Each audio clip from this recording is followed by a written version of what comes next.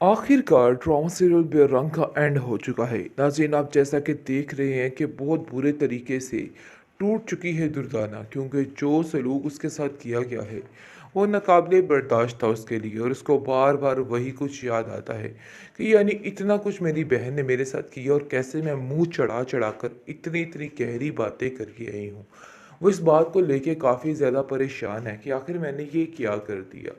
मुझे तो कुछ समझ नहीं आ रही है, अब मैं क्या करूं? मेरे पास तो कोई ऑप्शन भी नहीं बचा। इसलिए वो सीधी आ जाती है फाखरा के पास। सबसे पहले आकर एनी से माफ़ी मांगती है और एमल से माफ़ी मांगती है। एमल को कहती है कि एमल देखो, मुझे माफ़ कर दो। मैंने आप लोगों के साथ बहुत गलत किया, जो कि मुझे नहीं करना चाहिए था, बल्कि मुझे वहाँ पर खामोशी से वक्त गुजारना चाहिए था।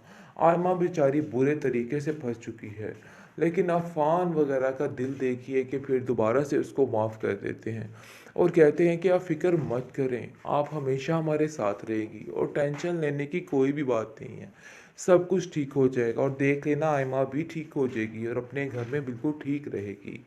फ़ाखरा भी इस बात की काफ़ी तसल्ली देती है और कहती है, दुर्दाना अपने आप को क्यों हल्कान कर रही हो? कुछ भी नहीं होगा, देख लेना कि अब सारे मामलात सिर्फ़ और सिर्फ़ ठीक होंगे। तुम्हें बिल्कुल भी परेशान नहीं होना है। तुम्हें अपनी गलती का एहसास हो गया, इससे बड़ी और क्या बात हो सकती है। हम इस बात से ही काफ़ी ज़्यादा खुश हैं। लेकिन आप देखेंगे, अफ़ान बहुत ज़्यादा खुश है और कहता है कि देखिए किस तरीके से आयमा भी अपने घर चलेगी और दूसरे नंबर पर रेमल भाभी भी, और दोनों अपने घर में कितनी खुश हैं। आगे से फ़ाखरा कहती है, हाँ मेरी ज़िम्मेदारी जो है वो ख़त्म हो चुकी है। मैं बहुत खुश हूँ इस बात से कि मैंने अपनी ज़िम्मेदारी को बड़े अच्छे तरीके से निभा लिया है। लेकिन फ़ाखरा को एक बात भुटकती रहती है कि उसके बेटे यहाँ पर उसके पास नहीं हैं। ये टेंशन ने उसका जीना मुहाल कर रखा है और उसको समझ ही नहीं आ रही वो क्या। फ़ाखरा कहती है, अगर ऐनी हमें तुम्हारे जैसी बहुएं ना मिलती तो मेरी ज़िंदगी तो बिल्कुल वीरान और उजड़ी हुई होती और आज भी मैं वैसे ही होती। लेकिन आप दोनों बहनों की वजह से हमारे घर की रौनक है। एमल को कहो कि चक्कर लगा जाया करे और अपने घर में खुश रहे और हर तरीके से कंप्रोमाइज़ करने की कोशिश करे। मैं नहीं चाहती कि कोई भी ऐसा मसला बने जिसकी वजह से उसे कोई भी तकलीफ़ या कोई भी परेशानी उठानी पड़े। इसलिए बेहतर यही है कि वो अपने घर में खुश रहे। दूसरी तरफ आप देखेंगे कि काफ़ी ज़्यादा फ़ाखरा अब बहुत ज़्यादा यानी कि खुश हो जाती है कि दुर्दाना भी वापस आ गई, क्योंकि असल में उसका भी उसकी बहन दुर्दाना के बगैर गुजारा नहीं था। वो उसे बहुत ज़्यादा प्यार करती है, लेकिन इस चीज़ का अंदाज़ा दुर्दाना को नहीं हो रहा था और दुर्दाना समझ रही थी कि नहीं, ऐसा वैसा कुछ भी नहीं है। हालाँकि हकीकत ये ही थी कि दुर्दाना भी बहुत ज़्यादा प्यार करती थी, लेकिन फिर पैसे की लालच में आके वो फ़ाखरा से उलझ जाती थी और अब इस चीज़ की माफ़ी भी माँग लेती है कि मैं सिर्फ़ और सिर्फ़ इस पैसे की लालच से तुमसे उलझती थी और मेरे दिल में बहुत सारे बैर थे। तुमने जो कुछ किया बाजी मेरे लिए, लेकिन मैं उसका कोई भी अच्छा बदला नहीं चुका सकी। मुझे इस चीज़ का बहुत ज़्यादा अफ़सोस रहेगा। जिस पर आप देखेंगे कि फ़ाखरा कहती है कि अब अफ़सोस करने की कोई भी ज़रूरत नहीं है। देखो, जो होना था सो हो गया। अब इन बातों को लेके परेशान क्यों हो रही हो? क्यों अपने आप को इस तरह से हल्कान कर रही हो? देखो, अब इन सब चीज़ों का कोई भी फ़ायदा नहीं है। अपने आप को बिला वजह परेशान मत करो, सब ठीक हो जाएगा और इधर हँसी-खुशी रहो। ये तुम्हारा अपना ही घर है। तुम ये मत समझना कि ऐनी तुम्हें यहाँ से जाने को कहेगी। वो तो बहुत ज़्यादा परेशान रही जब तुम यहाँ से चली गई थी। लेकिन यकीन मानो कि अब वो बहुत खुश है। इसलिए रिश्तों को निभाने के लिए थोड़ा सब्र तहम्मुल से काम लेना पड़ता है और अपने हमेशा अपने ही तरीके इस्तेमाल नहीं करते हैं, बल्कि कभी-कभी दूसरों के ज़हन से भी सोचना पड़ता है। आखिरकार ड्रामा सीरियल बेरंग का एंड हो चुका है। नाज़रीन, आप जैसा कि देख रहे हैं कि बहुत बुरे तरीके से टूट चुकी है दुर्दाना, क्योंकि जो सलूक उसके साथ किया गया है वो नाकाबिले बर्दाश्त था उसके लिए। और उसको बार बार वही कुछ याद आता है कि यानी इतना कुछ मेरी बहन ने मेरे साथ किया और कैसे मैं मुंह चढ़ा चढ़ा कर इतनी इतनी गहरी बातें करके आई हूँ। वो इस बात को लेके काफ़ी ज़्यादा परेशान है कि आखिर मैंने ये क्या कर दिया। मुझे तो कुछ समझ नहीं आ रही है, अब मैं क्या करूं? मेरे पास तो कोई ऑप्शन भी नहीं बचा। इसलिए वो सीधी आ जाती है फ़ाखरा के पास। सबसे पहले आकर एनी से माफ़ी मांगती है और एमल से माफ़ी मांगती है। एमल को कहती है कि एमल देखो, मुझे माफ़ कर दो। मैंने आप लोगों के साथ बहुत गलत किया, जो कि मुझे नहीं करना चाहिए था, बल्कि मुझे वहाँ पर खामोशी से वक्त गुजारना चाहिए था। आयमा बेचारी बुरे तरीके से फंस चुकी है। लेकिन अफ़ान वगैरह का दिल देखिए कि फिर दोबारा से उसको माफ़ कर देते हैं और कहते हैं कि आप फ़िक्र मत करें, आप हमेशा हमारे साथ रहेगी और टेंशन लेने की कोई भी बात नहीं है।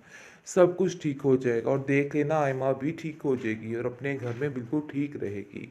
फ़ाखरा भी इस बात की काफ़ी तसल्ली देती है और कहती है दुर्दाना अपने आप को क्यों हल्कान कर रही हो? कुछ भी नहीं होगा, देख लेना कि अब सारे मामलात सिर्फ़ और सिर्फ़ ठीक होंगे। तुम्हें बिल्कुल भी परेशान नहीं होना है। तुम्हें अपनी गलती का एहसास हो गया है, इससे बड़ी और क्या बात हो सकती है। हम इस बात से ही काफ़ी ज़्यादा खुश हैं। लेकिन आप देखेंगे अफ़ान बहुत ज़्यादा खुश है और कहता है कि देखिए किस तरीके से आयमा भी अपने घर चलेगी और दूसरे नंबर पर रेमल भाभी भी और दोनों अपने घर में कितने खुश हैं। आगे से फ़ाखरा कहती है हाँ मेरी ज़िम्मेदारी जो है वो ख़त्म हो चुकी है। मैं बहुत खुश हूँ इस बात से कि मैंने अपनी ज़िम्मेदारी को बड़े अच्छे तरीके से निभा लिया है। लेकिन फ़ाखरा को एक बात खटकती रहती है कि उसके बेटे यहाँ पर उसके पास नहीं हैं। ये टेंशन ने उसका जीना मुहाल कर रखा है और उसको समझ ही नहीं आ रही वो क्या फ़ाखरा कहती है अगर ऐनी हमें तुम्हारे जैसी बहुएँ ना मिलती तो मेरी ज़िंदगी तो बिल्कुल वीरान और उजड़ी हुई होती और आज भी मैं वैसे ही होती। लेकिन आप दोनों बहनों की वजह से हमारे घर की रौनक है। एमल को कहो कि चक्कर लगा जाया करे और अपने घर में खुश रहे और हर तरीके से कंप्रोमाइज़ करने की कोशिश करे। मैं नहीं चाहती कि कोई भी ऐसा मसला बने जिसकी वजह से उसे कोई भी तकलीफ़ या कोई भी परेशानी उठानी पड़े। इसलिए बेहतर यही है कि वो अपने घर में खुश रहे।